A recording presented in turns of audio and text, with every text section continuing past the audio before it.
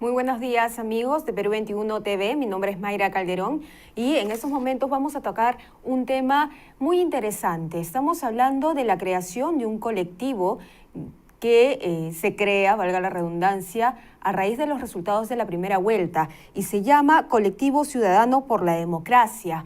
Este colectivo tiene un vocero que nos acompaña en estos momentos y estamos hablando del señor Andrés Capelletti. Muy buenos días. Muy buenos días, Mayra. Un fuerte abrazo a toda tu teleaudiencia. ¿Cómo está? Yo le quería consultar de qué se trata este colectivo de nombre tan particular, Ciudadano por la Democracia. ¿Qué es lo que ustedes tienen dentro de sus principios y cómo así se juntan y empiezan a recorrer todo el país en busca de dar conciencia a los ciudadanos sobre nuestro pasado? ¿Cuál es el objetivo de ustedes? Bueno, a consecuencia de la primera vuelta y haciendo un análisis de quién es el candidato Pedro Castillo, porque no lo conocíamos, nos dimos con la gran sorpresa de que este señor tenía muchos vínculos con personajes siniestros del pasado, pero también con la corrupción del señor Vladimir Cerrón. A consecuencia de ello, nos reunimos con algunos amigos con quienes tomamos la determinación en principio de hacer saber lo que nosotros habíamos pasado, porque dentro del colectivo habemos quienes hemos sido víctimas de la violencia terrorista, pero también hay amigos que han sido combatientes del terrorismo, que también han sido heridos en su debido momento. Entonces, creo que hicimos un engranaje en lo que nos había sucedido en el pasado, porque quien habla es víctima de la violencia terrorista. Yo perdí a mi padre a los 9 años a manos de Sendero Luminoso, y es por ese motivo que en un primer momento decidimos salir a nuestra región Ayacucho, porque algunos de nosotros somos ayacuchanos, a contar nuestra verdad, nuestra historia, pero también hacer saber quiénes están al lado del señor Pedro Castillo y Vladimir Cerrón. Pero también, luego de hacer una evaluación de ello, entramos a leer su ideario y su plan de gobierno, y lógicamente eso fue lo que posiblemente nos terminó de espantar de este señor, porque sus discursos radicales que él tiene a nivel nacional a los distintos lugares a los que él asiste, definitivamente no le hace bien para nada al país. Como hablar de destitución del Congreso, de un cambio constitucional a su forma, de la disolución del Tribunal Constitucional o de la disolución de otras entidades democráticas del Estado, no le hacen bien a nadie. Hablar de estatizaciones y nacionalizaciones, mucho menos.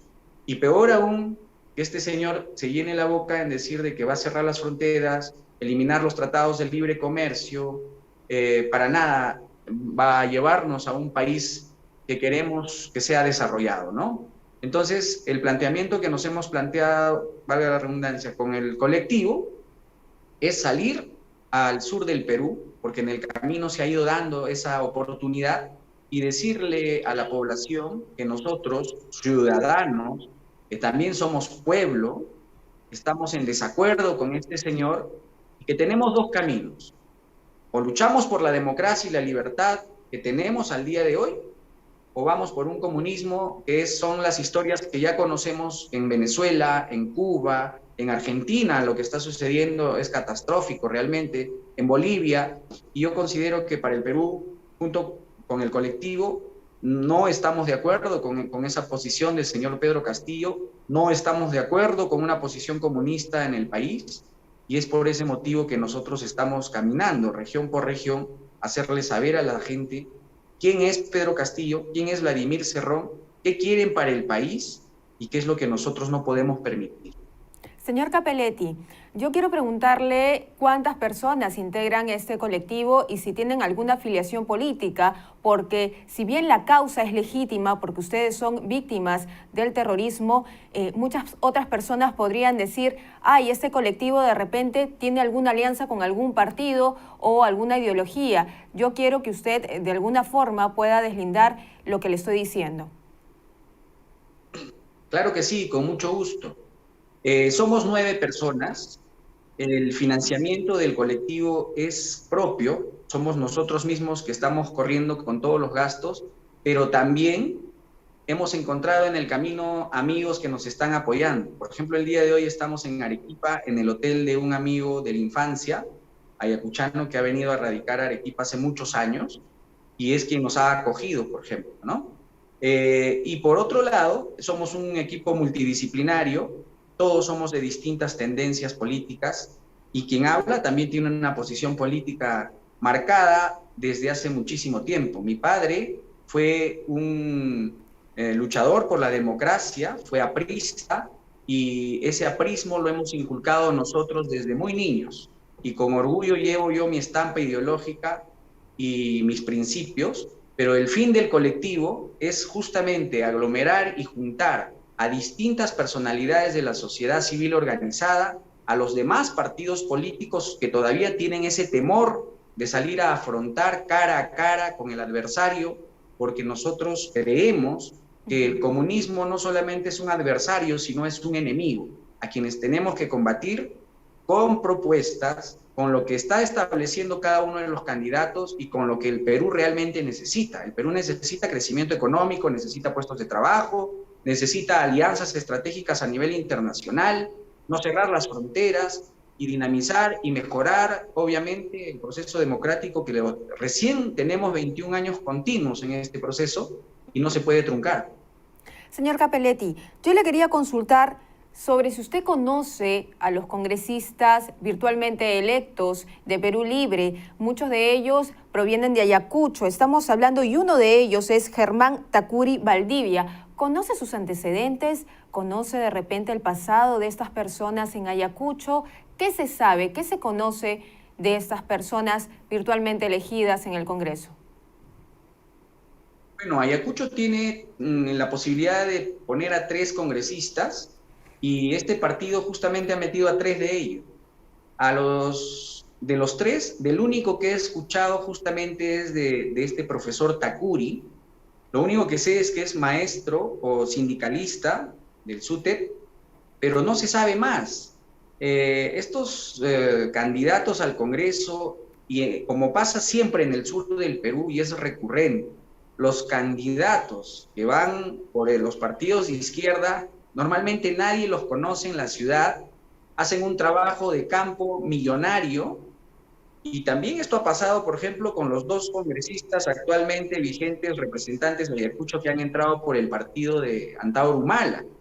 Es más, se sabe de que estas 2 personas nunca han vivido en la región Ayacucho, siempre han vivido en Lima, pero se les presenta la oportunidad y para ellos es un gran negocio ir a Ayacucho, estar 2 meses, hacer su campaña, salen elegidos, porque el sur del Perú es de izquierda.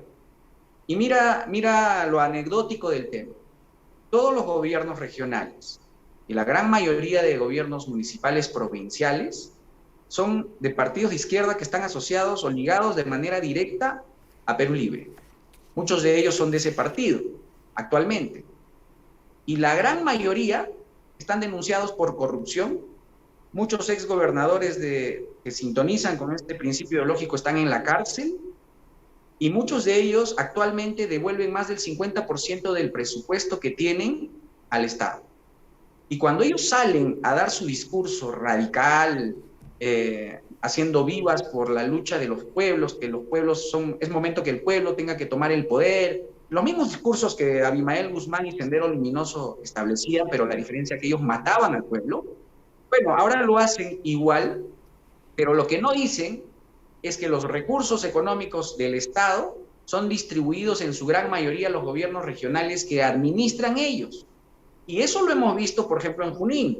Tenemos actualmente al líder del partido, Perú Libre, denunciado, tiene más de 60 procesos judiciales por corrupción y tiene una sentencia vigente. Y es quien quiere liderar este gobierno si entrase Pedro Castillo, que Dios mediante eso no suceda. Entonces, esas contradicciones de la vida no son casualidades. Echarle la culpa al gobierno central para deslindar la culpa de estos gobernantes corruptos que tenemos actualmente es justamente el discurso que les ha ido funcionando, y ese es uno también de los motivos por la cual nosotros vamos a informarle a la gente, los motivos por la cual no es viable el comunismo y no es viable los líderes quienes están azuzando estos temas. Los congresistas en todo el sur del Perú, al menos hasta el momento he recorrido Ayacucho, Apurímac y Cusco, y muy poca gente conoce a estos señores que son sus representantes de estos partidos, son totalmente desconocidos. Es más, tenemos creo que a 2 miembros del Movadef dentro del Congreso de la República. Yo no entiendo cómo el Jurado Nacional de Elecciones ha permitido que eso suceda. Y ha salido una tercera más que había emitido una sentencia que había tenido esta señora. Entonces, yo creo que aquí han habido falencias que se tienen que mejorar y se tienen que corregir en favor del país.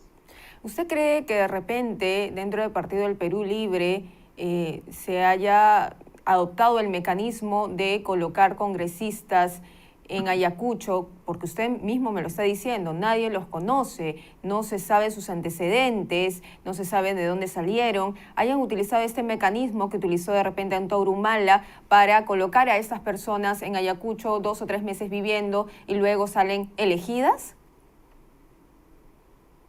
Mire, yo no tengo duda de que al momento que estos partidos hacen sus propuestas, se vuelven grandes negociadores. Para ellos nada es gratis. Y se lo digo con razón de causa porque en algún momento recibí una invitación de uno de esos partidos que no es Perú Libre, pero es uno similar. Y me pidieron incluso una aportación de 80,000 soles. Lógicamente, la persona que me lo propuso desconocía de dónde vengo. Gracias a Dios. Entonces, dicho ello, yo creo que estas personas, si bien es cierto, viven en Ayacucho, pero no son personas conocidas ni que hayan hecho algo positivo por la región. Simplemente el arrastre y la fuerza que tienen estos partidos de izquierda en el sur del Perú hace que estas personas lleguen al Congreso.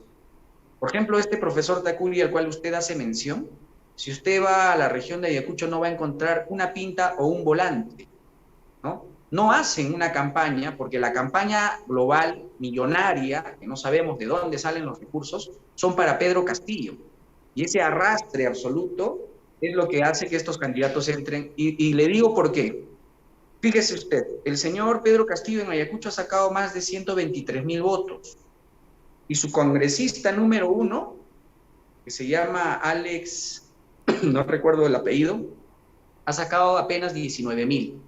Y los otros 2 han entrado apenas con 10,000 votos. Entonces, no existe una lógica de acuerdo a la diferenciación de votos para decir de que estas personas han hecho un trabajo colectivo, son personas conocidas, ¿no? Simplemente es este arrastre que lamentablemente la ley de partidos políticos todavía nos está haciendo optar de tener congresistas que la gente no vota por ellos. Y eso es lamentable, ¿no? Así es que estas 3 personas, yo no dudo de que de hecho que han tenido algún tipo de negociación dentro de estos partidos, porque recordemos que el señor Cerrón es un gran negociante. Pedro Castillo dudo que él haya puesto sus candidatos. Aquí quien ha armado sus candidatos y sus equipos en todo el Perú ha sido el señor Vladimir Cerrón. Señor Cappelletti, volviendo a la historia en la que nos cuenta cómo se crea este colectivo, yo quiero preguntarle su historia particular. Usted también es víctima del terrorismo. Cuéntenos qué es lo que pasó con su padre, quien además ha sido catedrático aprista en la Universidad San Cristóbal de Huamanga. Así es. Bueno, ese es uno de los motivos, y creo que el principal motivo que me motiva en estar en este colectivo, haber creado este colectivo con mis amigos, porque, como le mencioné desde el principio, quienes estamos en este equipo somos víctimas de la violencia y han sido también quienes han combatido la violencia. En lo particular, mi padre era un dirigente aprista, era autoridad política en aquellas épocas, era presidente de la Corporación de Desarrollo, lo que ahora son los gobiernos regionales, y también era catedrático de la universidad. Él fallece el 29 de mayo de 1989 dictando clases en la universidad. Él tenía que dar un examen a 40 de sus alumnos y a las 10:15 de la mañana, Sendero Luminoso interrumpe la clase y entra a disparar a sangre fría a mi padre de 3 balazos. Y lo mataron delante de sus alumnos dentro de la propia Universidad San Cristóbal de Bucaramanga. ¿Y por Ese qué? acontecimiento, lógicamente, ha truncado el futuro de mi familia, ¿no?, en su momento, y dejó viuda a mi madre y a 5 hijos. Yo soy el tercero de 5 hermanos que ha sufrido, al igual que los más de 70,000 víctimas de la violencia que dejó Sendero Luminoso, y que yo no quiero que eso pase en el futuro. Yo no quisiera que eso le suceda a nadie, a ningún ciudadano de nuestro país. Yo tengo mis hijas a quienes tengo que proteger y lo voy a proteger con la vida, como lo haría usted y lo haría cualquier persona, porque les soy totalmente honesto. Lo que estamos atravesando es una amenaza inminente a que el Perú se convierta en una Venezuela. Si esto sucediera, no dude de que en un futuro muy corto, muchos de los que estamos siendo activistas en favor de la libertad y la democracia, posiblemente estemos encarcelados o tengamos que estar pidiendo asilo político. Yo no quiero eso para mi país. Yo quiero que todos los peruanos sigamos libres e independientes, que la prensa como la de ustedes pueda tener la libertad de seguir expresándose sin que nadie pueda acogotarlos. Y yo creo que el Perú necesita paz. Tenemos ya un régimen de crecimiento económico constante en los últimos 21 años. ¿Por qué tener que cortarlo? ¿Por qué quitarle la oportunidad a miles de peruanos de poder crecer de manera independiente, pagando sus impuestos, generando puestos de trabajo? Y justamente son estos puestos de trabajo los que nos van a sacar de la pobreza. Nosotros somos un país emprendedor y se ha demostrado durante esta pandemia que a pesar de los errores del gobierno, garrafales, lógicamente, que hemos tenido con el señor Vizcarra, el peruano de a pie ha sabido luchar y ha sabido salir adelante y no han muerto de hambre, ¿no? Señor Entonces, Cappelletti. eso hace de que se haya fortalecido estos ánimos de los peruanos, que yo estoy seguro en un país democrático, en un gobierno democrático, vamos a poder emprender y esperamos poder batallar con la pandemia rápidamente. Las vacunas son lo único que nos van a sacar de este gran problema en el que nos encontramos todos. Señor Cappelletti, parte de este trabajo que usted está realizando de despertar las conciencias y hacer conocer qué es lo que vivió el país en los años 80, yo le quería consultar, Sendero Luminoso acribilla a su padre cuando estaba enseñando en un aula de un colegio, de la Universidad San Cristóbal de Bucaramanga, pero ¿por qué lo hace? ¿Cuál es el motivo? Su padre se enfrentó a Sendero Luminoso y Sendero Luminoso tomó algún tipo de amenaza. Mi padre recibía amenazas constantes todo el tiempo. A Sendero Luminoso lo que no le ha gustado y no le gusta jamás es que pueda alguien trabajar por el pueblo. Ese discurso que ellos tenían, que iban a sacar de la pobreza al pueblo, de que el pueblo tenía que tomar el poder, el mismo discurso que el día de hoy tiene el señor Pedro Castillo, ese es un discurso ya conocido.